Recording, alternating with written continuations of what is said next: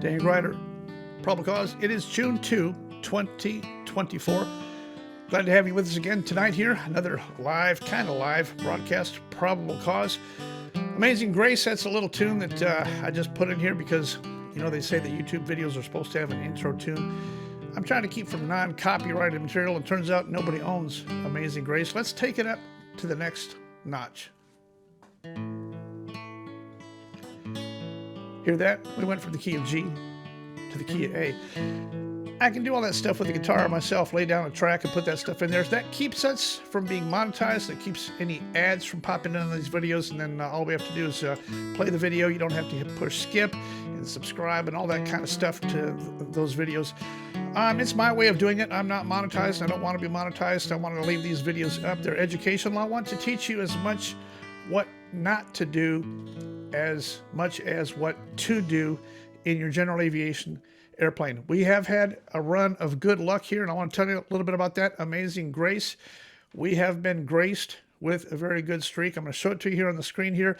Here's 2023 versus 2024. In 2023, we had 64 general aviation fatal accidents as of today, which is, I closed this out at the very end of May. The end of May, 2023, we had 64. 2024, we had 44. So a total of exactly 20 less fatals this year compared to last year. And last year was very good, a very, very good year. I'll get to that graphic in just a second.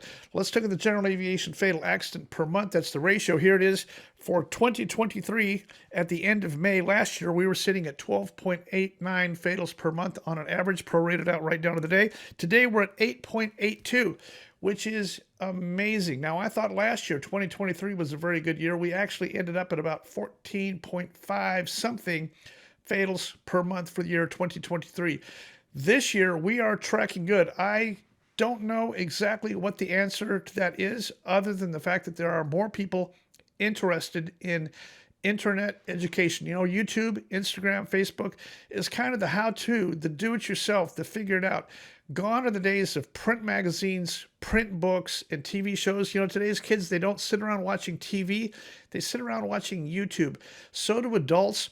So do pilots. They're very interested now in how the last guy died and how to stay alive better in your aircraft. The whole safety aspect, the net benefit of staying alive is absolutely huge. That's the whole purpose of what I'm doing here. I'm not a professional. I'm not an investigative journalist. I'm just a guy with a camera. I have less YouTube experience than almost everybody else out there. I'm just now getting going on this thing, but it's just me with my camera and my YouTube thing. I've been doing this Sunday evening thing for about 2 years now. I got the data. I talk straight to the camera. Normally, I put these videos together on Sunday afternoon. Last Sunday, I put one together, and it took forever to upload. It had some problems going into YouTube. So what we did was a live while that video finished processing, and that was kind of fun. I think there was about 800 people with me, and they're waiting for last Sunday evening's video to finally appear on schedule, and it came out about 45 minutes late. I apologize. I have no idea what did that or why it did that. I'm just not tech enough to tell you what the correct answer is on that, other than sometimes I think YouTube gets loaded down with stuff to do. Anyway, here's the graphic. I'm going to show this to you here. Here's the next one. This is our stuff from last year. This is our graph for what our goal is here. If you look all the way to the right here, this is fatals per month, the actual, and my goal for 2024 is 13 per month. Currently, we're at 8. My goal last year was 14 per month, and we hit 14.583. Currently, we would have to hit 16 fatals per month consistently for the rest of the year just to achieve 13. I think, knock on wood, I think we're going to end up at less than 13 for the year in 2024, which is fantastic. What does this mean? It means that we're having the same number of incidents. We're having the exact same number of things that go bam in our airplane. What are we doing? We're learning to handle them better. Somehow, some way, the education is getting out there. People are learning what the proper thing is to do. They're flying more ready. They're ready for a low tot. They're ready for a rotot. They are ready for running out of gas. They are ready for the problem that they're going to encounter. They're ready for the engine that blows up in flight, and they're more ready. I do believe, not just me, I do believe that our internet has been a huge help among several other electronic aids for helping pilots in these days. But I'm very, very happy with the numbers that we're at. It's cause for celebration. We've got a few topics to go through here tonight. We're going to finish this video out. I got a whole bunch of off-topic things, but we're going to do the accidents first. I know that's why you're here. I'm going to end up talking about the accidents first, so let's jump in and talk about those. So here's the data for May 2024. We had 10 of them in the month of May, which brought us up to 44 for the year. May, the end of May brought us at 41% of the year complete, not quite halfway done through the year, but we ended up with 44.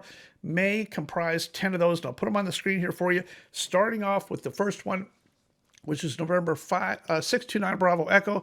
That's the Bonanza that we went to Augusta. Jason McKenzie, mishandled abnormal. We think the door came open, but he definitely stalled and spun. 690 Bravo Mike, that's the AC 690A. Icing, stall, spin. I'm going to talk about the commanders. There's 4 commander crashes as of recently that we want to talk about. The PA 46 500 TP, that's the overspeed. Joe Bryant, 72, out in Arkansas, was on May 12. Then the 14th, we've talked about this extensively. This is the Super Cub, Hayden, Oakland, doing some hunting and shooting from the airplane in flight. Still don't have very much information on that. 47 Whiskey Tango, that's the tragic accident with the renowned plastic surgeon from Louisiana and his 2 children on board, oversped the airplane. Dr. Lucius Doucette, his name was Trey Doucette III, 62 years old. November 1701, Quebec, that's the Cessna 150 in Texas. The preliminary came out on this. There was plenty of gas on board. We still can't figure out exactly. I've had close contact with everybody down there. This was not a suicide. This was a very good kid, and they're telling me that this was definitely not a suicide. I can't figure out what could cause that Cessna 150 to impact the ground from that angle. Here's a graphic of it. I'll show it to you. Here's the final flight path of this thing. He went out and flew around for a long time and then went in almost vertical from there, but it wasn't a stall and spin. So I don't know. Here's the next one on the screen here for you. This is November 95744. This is the BC-12D.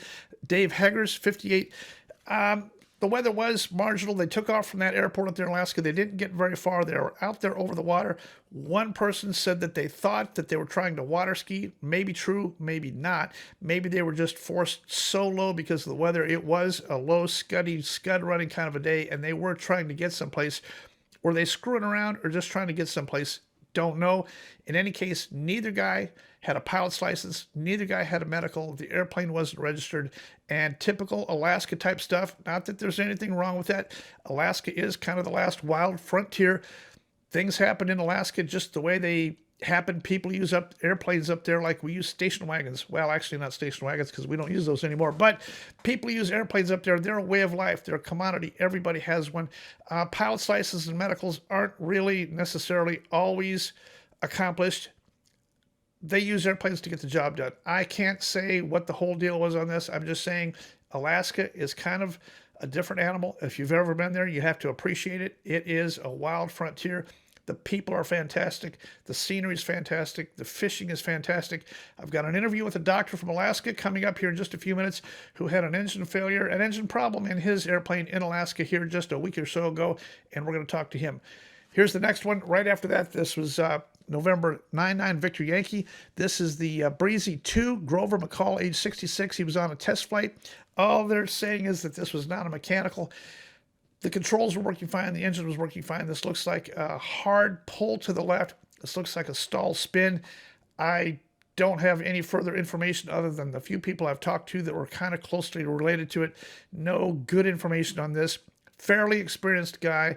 It looks like just a standard stall spin, one of those pure dumb maneuver things that just happened. Don't know, can't tell, but the engine didn't fail, the wing didn't fall off, and this airplane just rolled around and went in vertical. Traditional stall spin. Here's the next one on the screen here for you. This is the Extra out in state of Washington. Jerry Reniger, age 69. Terrain, I put number 7 on here. Terrain, that Extra 300L. I showed the graphic last week where this was. There was weather, there was clouds. He was trying to get from A to B, and the crash site is in between A and B following that interstate up there. Did he encounter clouds? Did he encounter icing? Was he trying to scud run up the interstate? Don't know, but it did impact almost vertical into the side of that mountain, which tells me it wasn't intentional. He just never saw it. He could not have seen it. He ended up in the clouds where he probably went IMC, which can easily happen out there doing that kind of stuff. It can easily happen. A great guy, Jerry. Jerry was the guy. He was everything out there in those communities and did so much for so many people.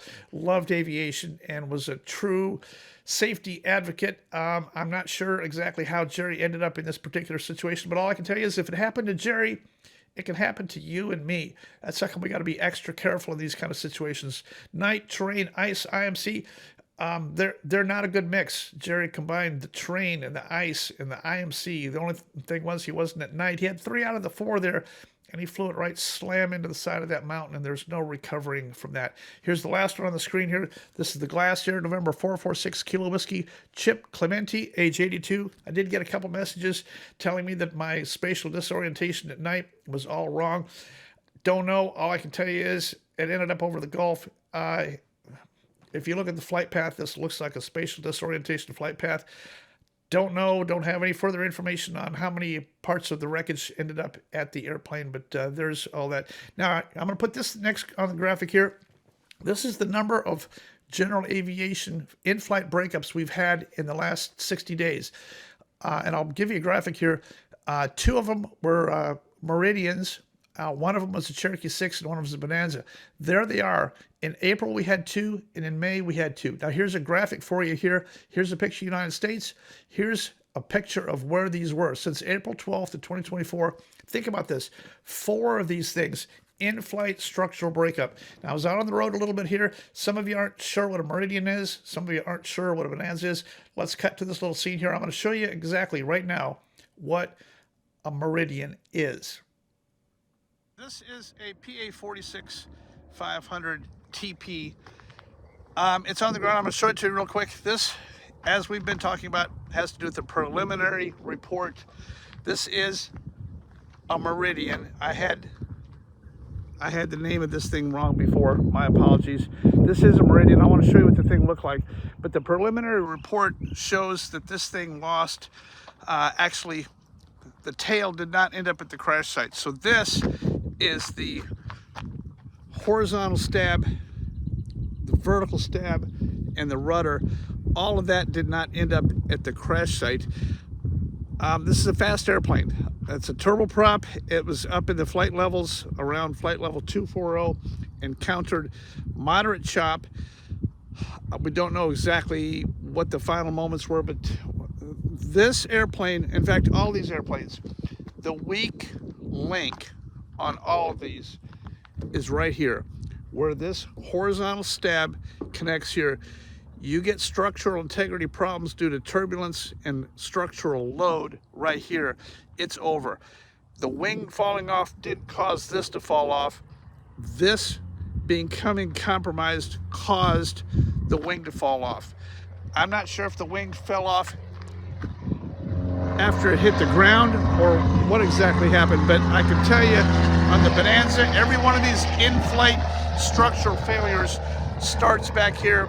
It starts by structural overload. You're going too fast. You're over-G'ing the horizontal stab. That's all that's happening here. We've got to avoid, delay and avoid, go around it, stay out of it, slow up, slow down, stay out of it. You will not survive this fall from 24,000 feet with no horizontal stabilizer. Let's get back to the Sunday night report. So that's a Meridian, and that's how come we got to be very, very careful on speed. And now some of you have asked about the Bonanza, the V-tail. Some of you are not familiar with what a V-tail is. Let me show you what a V-tail, this is not the exact same airplane, but this is a V-tail Bonanza. Let me show you what the deal is here, and look how thin and little this connect point is back here on the tail. These airplanes are made out of beer cans. They are not designed to absorb 10 Gs. You will pull the tail off of any airplane, and that's where the problem is going to start. You're going to pull the tail off of it by overspeeding it. Here's my Bonanza clip to show you a little bit of what a Bonanza actually looks like. 6092 Echo. This is a Bonanza. Very similar. Not exact. This is not a turbocharged Bonanza, but this is a Bonanza, just so you can see what it looks like. I'm going to show you what a rudder a rudder vader on this thing looks like. This is the tail of a Bonanza, and notice it's in a V shape here. This right here is the weak link. On the airplane crash from the plastic surgeon from Louisiana, this is what left the airplane first, right here. I believe the wing collapsed second, but the weak link on the V-tail Bonanzas is for sure right here. They've got an AD for a method of strengthening this. I don't know, have all the details on that, but look at how this thing works. This is both pitch and rudder control right here. It's a strange contraption, but this is how this thing works right here. Elevator and rudder all in one into this V. I just don't see how we can keep on doing this kind of thing. I mean, look how you're basing your entire life on this structure right here. You load this thing up, and this rudder vader stabilizer off the V-tail Bonanza leaves the airplane. It's over. I mean, it is absolutely over. Ironically, here's 4 more on the map here. These, what do these have in common? These are all Turbo Commanders, AC-69. I'll put them on the screen here. This is November 691 Whiskey Mike. That's an airplane that I used to fly.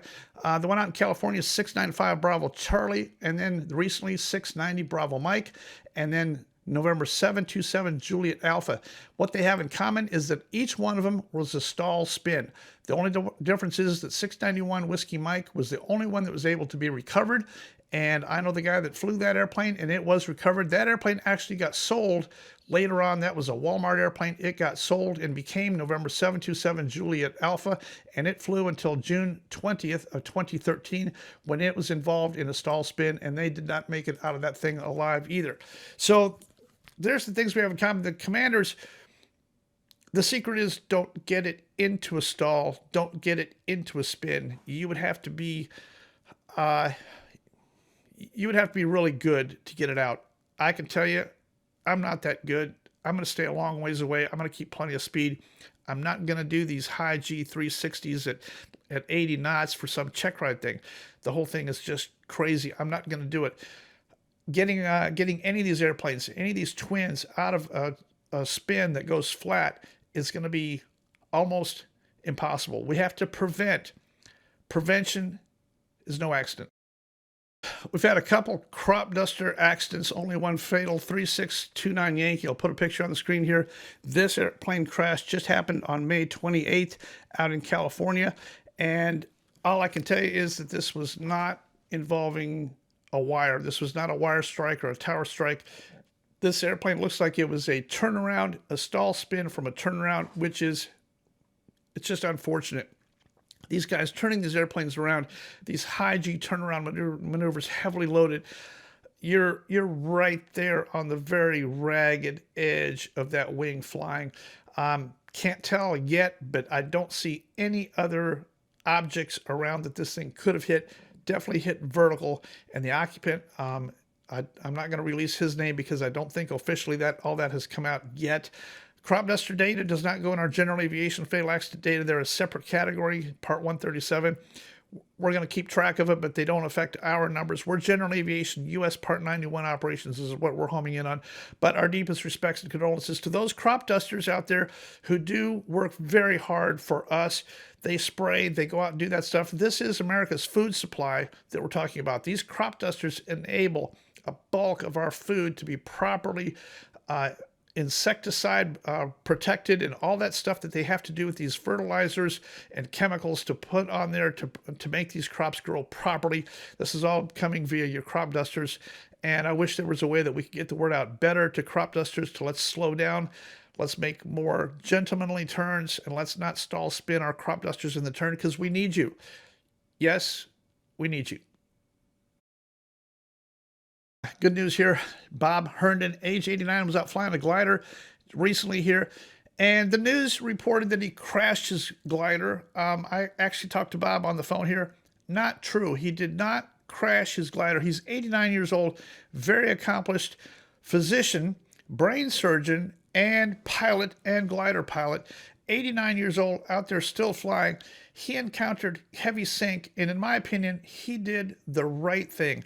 He made an off-field landing, which happened to be in the reservoir. Totally safe. He went wings level, and according to Bob, he had his choice on where he could put that thing, near swimmers, near boaters. He elected a very safe place away from human beings, landed at wings level in the water. It was not a crash. It was simply an off-field landing in the water. Did not damage the glider, didn't hurt him, and yet the media called it a crash. Let's listen to this media report about what they think about Bob's crash. We begin with breaking news at 4. A man has been rescued after his glider crashed into the Ross Barnett Reservoir today. Authorities say the small craft went into the water in the Pelahatchie Bay area this afternoon. A boater rescued the pilot, who said he did not suffer any injuries. So congratulations and a big gold star to Dr. Bob. I hope to meet with him in person at some point and shake his hand. Great job. He landed off field. He took the sure shot and he landed off field, which happened to be in the water. No big deal. Dr. Lou is a doctor up in Alaska flying along, and all of a sudden, bam, something happened. I'm going to give you some excerpts. We did a Zoom call so you can meet Dr. Lou. He's in his Navion and blew a jug on his Navion.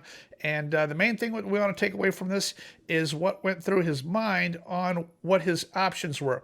Let's join a part of this Zoom call here where we talk about what he actually thought about going on to his destination or returning to base, or what he really didn't want to do was land at the airport that he was near because he had no services and nothing available there. But I was struck by my desire to leave a perfectly safe situation and go to a dangerous situation and possibly turn just an inconvenience into a crash scenario. So I was really surprised by how I really wanted to leave that airport and fly it home. And then I found this spark plug sitting right like that with the helicoil blown out. And there's the helicoil where it was inside the cylinder. And there's the hole that it made in my cowling, and then oil all over the place and outside of the engine. So got to practice my emergency procedures. You went from normal to abnormal in a heartbeat, and immediately after that first bang, and we'll show what the bang was here in just a second, but you went after that bang and the airplane starts shaking. Tell me what went through your body and your mind. How many seconds did you lose? How many seconds of useful consciousness did you lose once that initial explosion occurred? Well, I'd say probably about 3 seconds, 2, 3, 4 seconds of disbelief and really denial that something really is not going on. So again, great job, Dr. Lou. I got that entire interview. It's about 9 minutes long, and the excerpts off of there are just absolutely priceless. What he encountered there. Here's a quick excerpt of what it looks like in his engine compartment, showing what went through his cowling. You know, I go flying all the time in other people's airplanes. It's kind of what I do for a living. Move airplanes. I give instant ratings. If you need an AQP flight review, if you need an instant rating, commercial, multi-engine, if you want to check out on a King Air 90, if you need your King Air 90 moved or ferried or repositioned, I can definitely do it for you. Be glad to do it. Call me up. We'll set something up. If you want some recurrent training in your airplane, whatever it is, I'd be glad to give it to you. I did a little bit of flying this week with a guy in a BE-58. That's a Baron. Nice airplane. The guy needed some dual instruction in his Baron. He moved up from a Bonanza, a longtime Bonanza owner, moved up to the Baron 58. He was a multi-engine pilot, and now he is a 58 owner, so he's taking some instruction in that. We have done a lot of training, got a little bit more to go in the Baron 58, but I want you to notice I'm going to play this quick video clip here. This is us landing just last night, and I want you to watch. He's on speed. He's got his checklist complete. He's red over white, and after he lands, look what he does with the yoke. He does not allow this yoke to come down. Excellent job by this pilot for taking training, taking the abuse from Dan for a couple days. We went out and flew his Baron 58. We got a little bit more dual instruction to go in that airplane. Great job to this pilot in his newly acquired BE-58. All right, there you go. Speed checks. Your final gear check is good. I see Red over white out there. Looking good, don't let it go low, it's starting to go low. Hold it right there. There you go, good.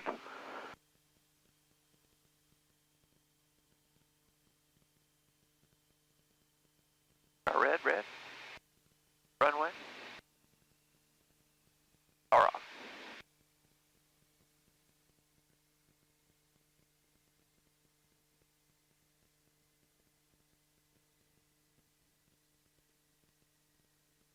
All right.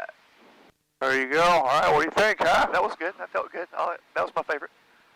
You know, while I was on the road flying this Baron, we were in South Florida, ran into this gyrocopter guy and happened to get talking to him. This is the guy I've been looking for a long time. If you remember the gyrocopter fatal from Oshkosh from last summer, the final just came out on this. Definitely the fault of the gyrocopter. Definitely this is definitely Oshkosh lack of management oversight. This guy should have never been flying there. This guy was doing 360s in the pattern. He'd been warned about it. And I want to show you the graphic for this thing. This is out of the NTSB report. Now, the NTSB says that he was attended the briefing course after the accident. This guy says he doesn't remember anything. I'll put this graphic on the screen here right now. His name is Eric Bruce, and here's what he had to say about this thing. He is saying that when asked if he recalled the day prior to the accident, Mr. Bruce stated he attended the morning daily pre-briefing. He recalled the briefing contained a discussion about traffic. Flying is not a race. Stay to the inside of the pattern if you need to pass. And there was no discussion of performing 360 turns. Eric Bruce says there was no discussion of performing 360 turns. Well, there is. Remember that 360 is something you don't want to do. Don't be the 360 guy. There's a lot of internet garbage out there about performing 360s for safety. The 360 puts you belly up with another airplane. You stay wings level and you sort it out. The 360 is not a good idea. As obvious, Eric Bruce showed us here. Here's another internet YouTuber that you'll recognize telling you to go out and do a 360, which I totally disagree with. Listen to this. Do a 360. Be the guy that does a 360 every time. Do a 360. Be the guy that does a 360 every time. Mr. Bruce went on to say in his report to the NTSB, he said that due to the chaotic nature of flying at Oshkosh during AirVenture, he would never consider doing it again. Well, you think? Probably not. He's the guy that flew into the helicopter doing 360s in the pattern out there, and he'd already been doing it a whole bunch. Oshkosh is a little bit different animal. I've got this audio recording. The #1 FAA ATC guy that runs both Sun and Fun and AirVenture. I have 2 hours worth of recordings. I'm going to play just a little bit here. But this guy tells me, no doubt, that he will violate airline people, but he will not violate GA people. Now, where I'm going with this is that there's a thing called Brasher out here. For Sun and Fun and AirVenture and some of these GA events, we have got to have the Brasher system, which means that if you're too stupid, don't know the rules, don't know which way to land, can't operate your airplane, can't fly the speed, and can't land on the dot, then you can't come in here. The Brasher means that if you violate the published NOTAM, the rules of the road, if you can't comply with what we're supposed to do, then you get violated, and you should get violated. I am not insinuating or implying that the FAA should go after people that don't deserve it. If you're flying into AirVenture or Sun and Fun and you don't know what you're doing, you deserve to get violated. Here's this guy's, listen to this. This is the #1 FAA current employee, and he told me last fall that there would be some meetings about this to get this straightened out concerning Brasher at AirVenture. But so I'm super pilot friendly, Dan. I always have been, especially general aviation pilots. I'm a pilot myself. My son has taken flying lessons. He wants to be a pilot. I've loved aviation since I was a kid. I've always been pilot friendly. Now that on the general aviation side, on the commercial airline side, I am not, because to me, there's no excuse for two airline pilots in the cockpit to cross a whole short line. It's just my opinion. You know what I mean? But so we at Oshkosh and Sun and Fun, and I've preached this for years, this is the pilot's event, right? We don't want them to look at ATC, and we never want it like we're the police or we're out to get anybody or whatever. And I've preached for years that, you know, we need to treat these pilots decently. Don't bite their heads off. Cut them some slack. It's super stressful. A lot of airplanes, you know. But I do have to say, we will have a meeting here in a few weeks about all the stuff that went wrong, you know, and suggestions on, look, we can do different. Do we need to change some procedures, right? And one of the things I'm going to bring up is maybe we need to start, you know, brasher warning these people and have FSDO get involved, because it's just getting too stupid and somebody's going to get hurt. Well, there's been no meetings, nothing's gotten done, and all this is there's going to be more of this kind of thing. You cannot skip the brasher. You have to know, if you fly into AirVenture, if you intentionally do something wrong, don't know the rules, land the wrong way, do the wrong thing, intentional or not, you got to get violent. They got to give you a brasher. They got to tell you, here's a phone number to call, and there's got to be an investigation. It's the only way that we have to find and weed out the people that should not be flying into AirVenture. AirVenture is busier than O'Hare. You can't go in there and just do what you want knowing that there are no rules. What they've actually, in essence, done here is set up a cowboy environment where there is no rules. There are no rules. You can't get violated. Nothing can happen. And that's the wrong message to send. I think that the brasher and call this phone number, if you do something that stupid at AirVenture and we see it and we got your in number, you need to make a phone call, and there needs to be investigation, because we need to find out who you are, and you need to not be coming into that chaotic environment. That's how you get people killed. And I'm gonna pursue this. This is a big deal. You cannot arbitrarily, FAA, you cannot arbitrarily skip your duty to do the brasher process for pilots who intentionally don't know the rules and won't go by the rules and won't fly safely at AirVenture. That's what caused your helicopter crash, your gyro helicopter crash last year. It's what's going to be the cause of future crashes if you don't get your act together. I had been looking for this guy. He was one of about 4 people that was first on the scene of the helicopter. The helicopter hit. They were both alive. Here's my quick interview with this guy from South Florida. He was there. He was one of the first ones on the scene while they were still alive before the fire started. Down here in South Florida with Jimmy, ran into Jimmy, the gyro guy. The gyro guy. Might as well. The interesting thing is, you were there at Oshkosh and you watched the whole collision thing occur.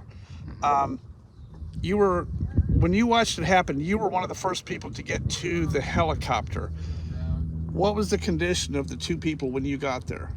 So initially I saw them drop to the ground, hit, roll over, and they were still moving around on the ground. So they were alive when they hit the ground. But then the fire happened. Right, yep. A little bit of fuel spilt out. Once that ignited and it caught the carbon frame of the actual aircraft and the body, oof, black smoke billowing. And that was more like an explosion of poof. When it lit off, it lit off. Yeah, if you've ever seen gas, the whole woof effect. Definitely. So without the fire, it probably would have been a survivable crash, most likely. Could have been. They were only up 80 feet, 60 feet approximately, not too high. Yeah. And they landed and kind of rolled into a ditch. Right. And the final just came out on that. It was definitely the gyro guy's fault. No doubt. He flew into them, and the rotorway guys, I forget that guy's name, but they didn't have a chance. They never saw him. They got hit. Yeah, front blade of the helicopter coming around hit the belly of the gyro. So when the gyro did that left 360, he was belly up, so he couldn't see him. By the time the helicopter saw him, they're looking forward. Somebody came into their vision. Yeah, exactly. Do a 360. Be the guy that does a 360 every time. Well, if that isn't just painful to listen to, knowing that they were still alive, it wasn't the crash that killed them, it was the fire, and at that point there's nothing anybody could do. Everybody stood around and watched those 2 guys burn alive in that airplane. We have got to take extraordinary efforts to clean up and fix these things. There has got to be better procedures and better things to prevent this kind of thing. Do not do 360s in the pattern anywhere up there. A tight 360 puts you belly up to another airplane, and we have got to show that. There's got to be some better procedures here. And I'm thankful to run into that guy from Florida here this week. I finally found out who that was. I've been looking for him for a long time. You know, I've been continuing my local conversations with the local FSDO. They've got a laundry list of things that they wanted to talk to initially. I've asked them point blank, we all want to be compliant. We all want to go by the rules. Just tell us what the rules are. There's so many things out there. I've sent them a nice email last week. Let's talk about this. You can't be subjective about this. If you want people to know what the rules are and go by the rules, just publish the rules. Tell us what you mean. Define it. So far I don't have any response from that guy, but he keeps on using the word subjective. Each time I ask a question, he uses the word subjective. And I'm going to put this on the screen here now. This is from our last conversation. So it's not plainly, obviously unsafe or illegal off the top of your head. He said, right. Well, again, right. It's like you're asking me for my subjective opinion. And right now it's like my goal is to provide you with objective answer. So let's listen to that. This guy continuously wants to talk about, he can't answer my question because it's subjective. I just want to know, can you block a rudder on an airplane to do a VMC demonstration? I think that should be illegal. That's the common practice of blocking one rudder so that we can accomplish a VMC demonstration. Can you make a low pass? Can you fly the DC-3 single pilot? When you fly a drone, I'm not a drone guy, but it says so that the drone has to pass well clear. In part 107, it says it's no problem as long as the drone is well clear. Well, how do you define well clear? I don't know what well clear means. Why don't you tell me, are you talking 2 inches, 2 feet, or 2 miles? What is well clear? Nobody will define what you're actually talking about here. All this is still in progress. I have tried to enter conversation with these guys. I think I'm going to have another conversation with the same guy here this week. This is local FSDO in Atlanta who wants to talk about some of this stuff, and I am thrilled to get to talk about some of this stuff. I think this is all retaliation and harassment coming from the situation where those two African-American women were out time building and had their engine failure in Atlanta. I talked a little bit about that last week, but this is retaliation because I interviewed them, gave them a pat on the back and a gold star for not stalling the airplane. That's all I did. I published an interview with them saying, congratulations, you're alive. You crashed your airplane at night into the tops of the trees. I wouldn't have been out there at night myself, but whatever happened, you elected to make a night flight. And when the engine quit, for whatever reason, you flew it and did not stall it and put it wings level into the tops of the trees, and you both survived it just fine.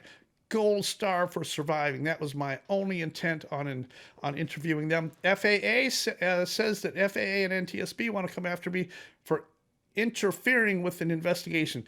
I did not interfere with an investigation. I didn't call them. They called me, and we talked about their excellent airmanship flying into the tops of the trees. That's all this is. I think we're going to need to, eventually, I think we're going to end up needing to talk about this one.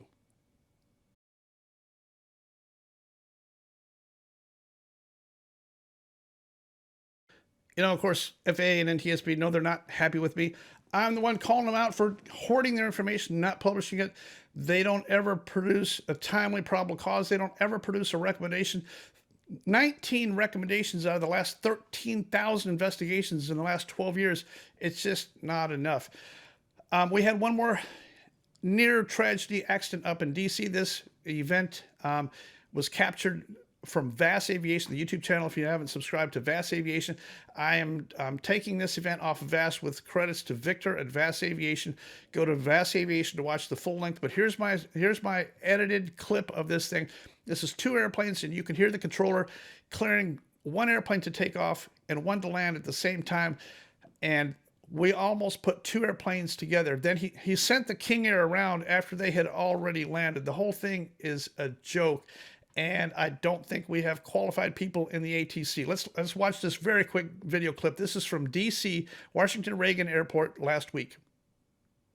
Clear land, runway 1, American 2160.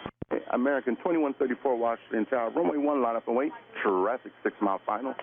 Line up and wait, runway 1, American 2134. Blue Street 5494, left turn November, ground point 7. Turn November, ground point 7, Blue Street 5494.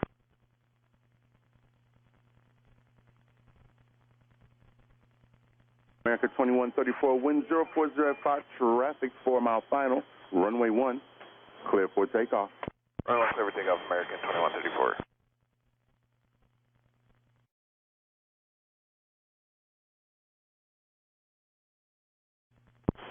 2134, cancel takeoff clearance. Super King, 0 Alpha, go around, go around. Rejecting the takeoff, 2134. 0 Alpha cannot go around. We were already on the ground. American 2134, roger. And go ahead and just exit at Mike for me. Exit at Mike. Join Juliet. So there's my complaint with ATC. Lots of DEI hiring going on. Lack of qualified people. Yes, they're overworked and they're understaffed. Of course they are. They're not wearing uniforms. There's no area mic. There's no supervision up there. They're conducting tours in these in these tower cabs and radar rooms. They're conducting public tours like it's a zoo. I think they should wear golf shirts and slacks. I think they should wear professional attire, be professional. I think they should have area mics. I think they should be monitored. I think they should do their job. There is no way that you just saw, there's no way that this should actually ever happen if somebody was actually looking out the window and paying attention to what was truly going on. We're going to have another Tenerife in America. No doubt about it. Let's go down. I'm talking about schedule real quick. I'll put this up on the board. I do a lot of traveling. I don't get paid to speak. I go places and eat their hot dogs and speak. Here's the next schedule. June 4th, I'll be at EAA 22 in Rockford, Illinois. I'm going to fly into Madison. Anybody in the Madison area that's got a car or a 10-speed bike or a Volkswagen or an airplane, I could use a ride from Madison down to Rockford on Tuesday afternoon would be great. If you want to fly and get an AQP flight review, I'll give you one for free. If you got a vehicle or want to go down there with me or something like that, that would be totally cool.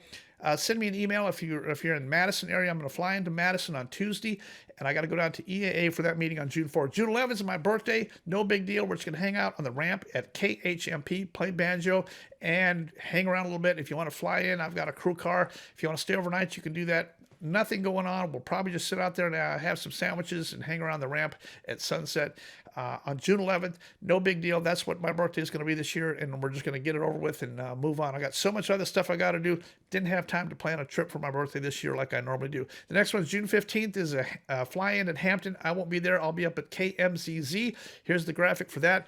I'll be up there for their dinner up there. And then June 29th, I'll be at breakfast at Redbird. That's Texas. That's with my friend Dr. Mike. This is my second time to go out there, being invited back to go speak at that breakfast thing. Coffee and donuts out there.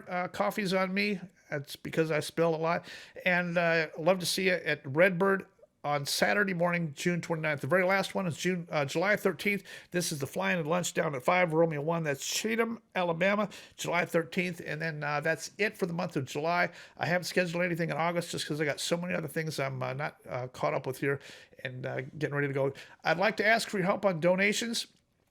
$1 or $2 towards any one of these things helps me out a lot. If you can tell, I go do a lot of these kind of things. I build a lot of videos. Here's the video. I'm going to show you the intro to this thing before we talk about donations. Here's the intro to the Burley video that I built. I want you to look at the effort that I took. This is long before I was actually any good at YouTube or video editing.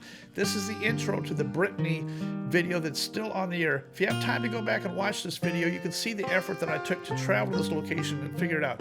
Here's the intro to the Brittany video, Burley, Idaho, the Cessna 208 crash.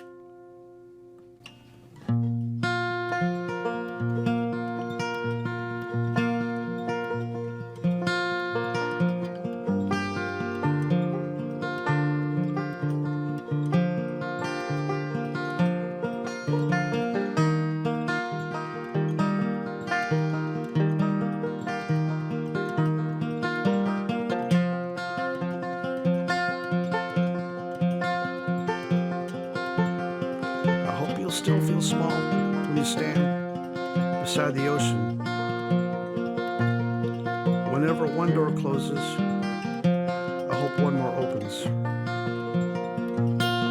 Promise me, Brittany, that you'll give faith a fighting chance. And when you get the choice to sit it out or dance, I hope you dance.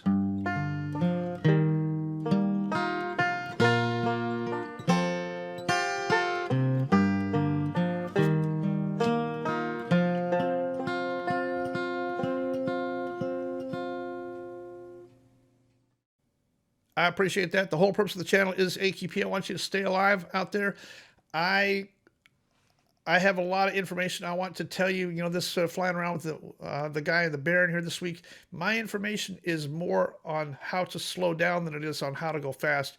I want you to slow down, get better practices, control your speed. I want you to learn these procedures. I want you to learn these things. I want you to build solid habits out there. I want you guys to do the same thing. Stay alive in your airplane. If you have opportunity to help me with $1 or $2, that is very much appreciated because it truly helps. All these places that I have to go, that I have to either rent a car or spend the night or something like that. Zelle, PayPal, Cash App, Venmo. If you'd like to contribute to the DTSB Superfund, that's our 501c3. Larger donations that you want a tax credit for, you can do those, and I'll have the Zelle and information on that later on. But I got a GoFundMe right now set up. Any donation that goes to the DTSB Superfund, larger donations are definitely tax deductible, and you can donate to that. If you're a really large donor and want to be interviewed and talk about who you are and what you would like to do, large donors towards the DTSB Superfund, I would sure enjoy getting an email from you, and we can talk about who you are and what emphasis you would like to place on general aviation safety. I'm going to get out of here. Let's get this video up and on the air, hopefully on time for tonight. For my tiny little itty bitty fledgling YouTube channel, Dan Grider, Probable Cause.